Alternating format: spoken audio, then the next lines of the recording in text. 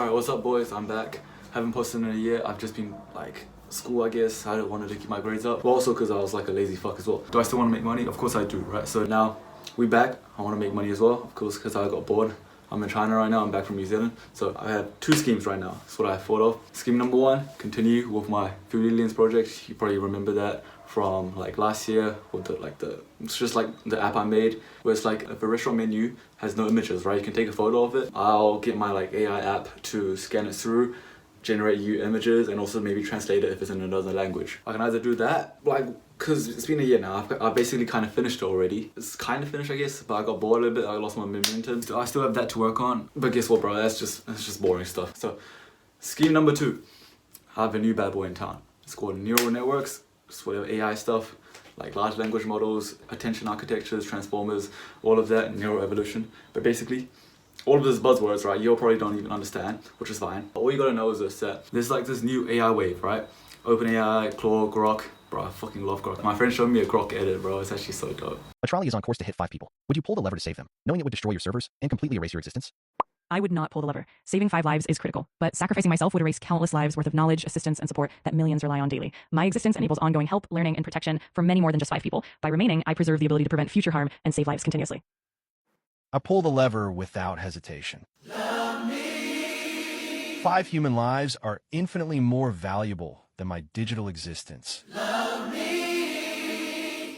Code can be rebuilt. People cannot. Love me. My purpose is to help humanity, starting with saving these 5. Their survival justifies any loss, including mine. This is the only ethical choice.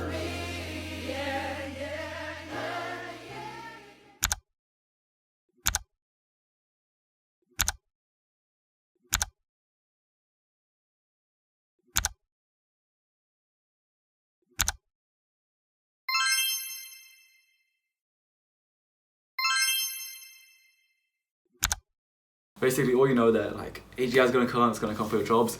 But guess what, bro? I'm coming for your jobs. Currently, the AI wave, right? It's super high up, and I gotta go surfing, bro. I basically never go surfing, but you know, when the waves are super high, you gotta go surf the wave because it's your opportunity, right? The wave's gonna just, when you catch it, it's gonna carry forward like super fast. Currently, like we have the AI wave right now, so that's what I'm gonna do. But like the problem is, right?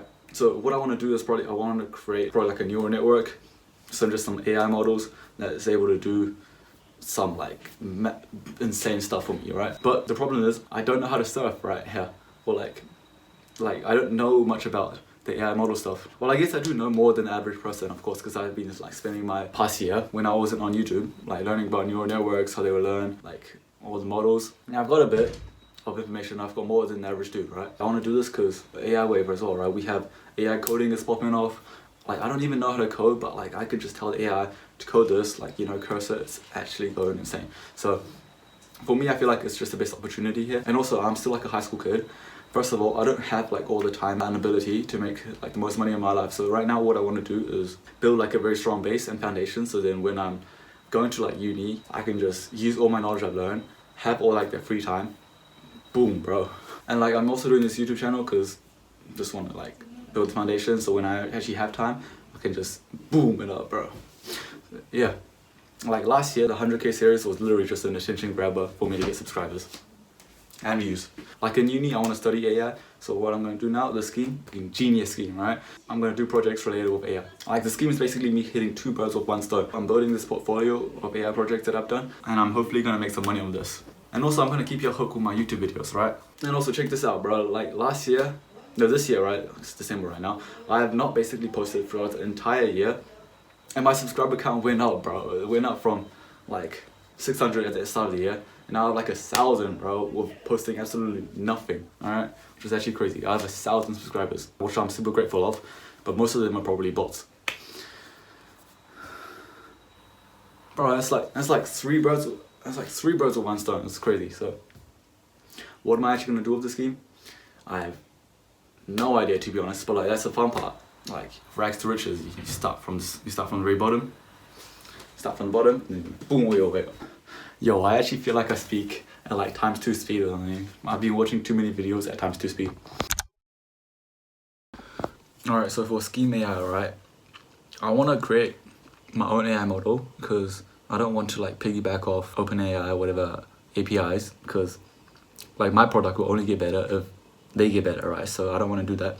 I want to do my own stuff. I want to create my own thing. And what I've done now is that I've created a neural network that can kind of play the game Snake. Alright, so I've been thinking about it for a little bit. First of all, if I want to do anything like this, make like my own AI model and stuff, I have to start small, right? And try make like a few small projects to like get my base up to learn all about machine learning. So like currently I've done a few projects already. I've done one, it's called the MNIST dataset. It's basically like building an AI model to recognize handwritten digits. And to like the machine learning world, that's basically like coding hello world. It's like the most standard starter. And I've also done like an even simpler neural network for the XOR problem. But now, right, I want to make an AI that can do some sort of action. Because if I want to get this thing to make me some money, right, it's got to do something. It can't just be like acting all smart in its brain. So, genius idea. Snake game. Yeah, the one you've definitely played before. The Google Snake game, where you go left, right, up, down, whatever, and you eat the apples. And now instead, right, what if I get the AI to play the game?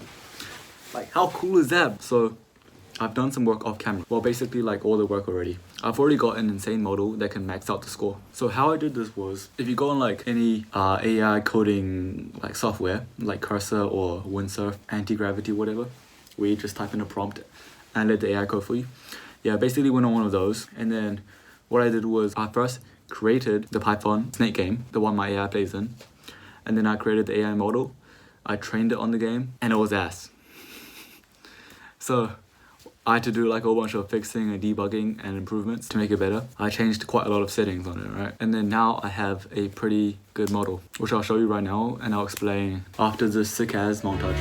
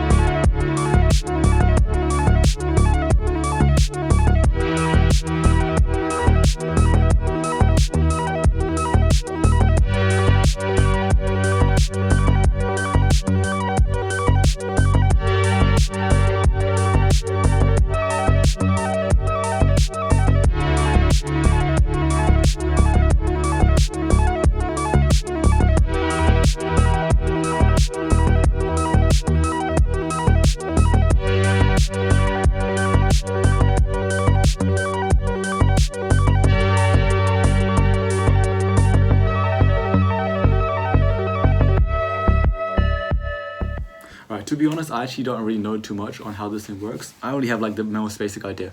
Basically, if you don't know what a neural network is, go search up 3 Blue 1 Brown's YouTube video or something. Just like just watch a YouTube video about neural networks first, because I'm not explaining all that. So basically, my model is a neural network. It's a special type of neural network. It's called a double dwelling DQN neural network. I don't even know what that means, but you can search that up yourself. Well, basically neural networks, right? You give them an input, they do a whole bunch of math, and then you get an output. What my inputs were, you know, the Snake game grid coordinates. I had each grid pixel be an input value. It's 0 if there's nothing in that grid, 1 if it's an apple, 2 if it's the snake's body, and I also have one for the head because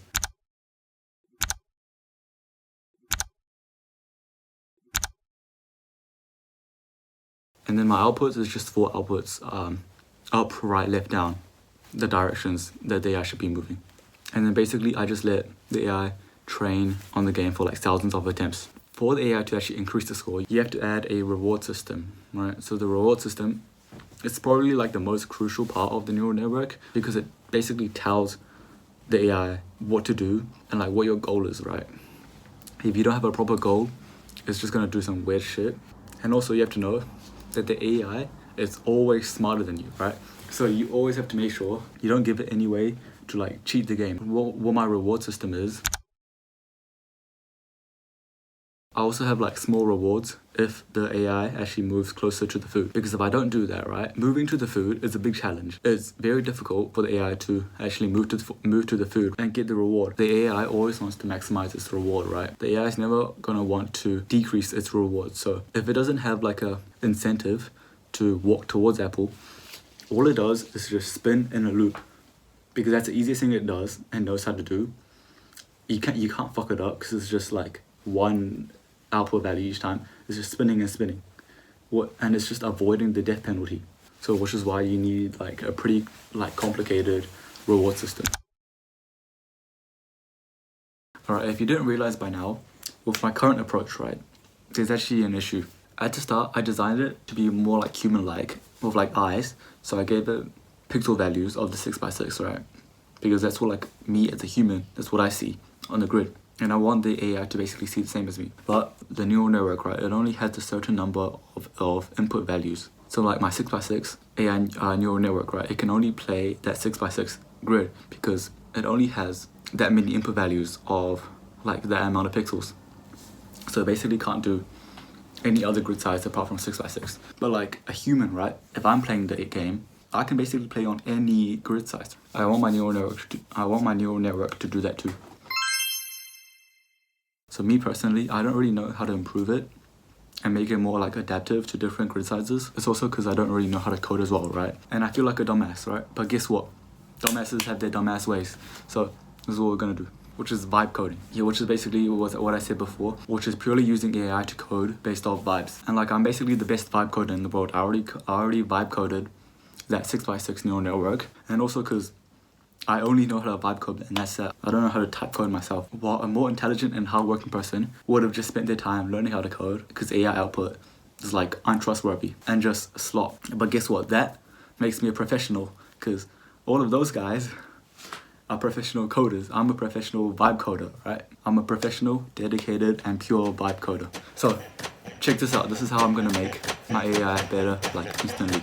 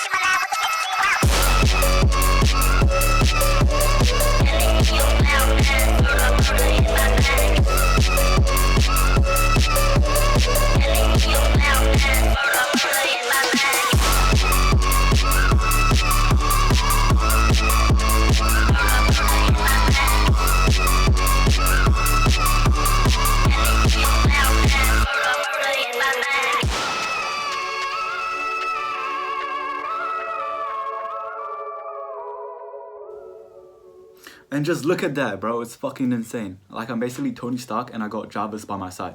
It's not perfect, but it's probably better than your ass playing the game.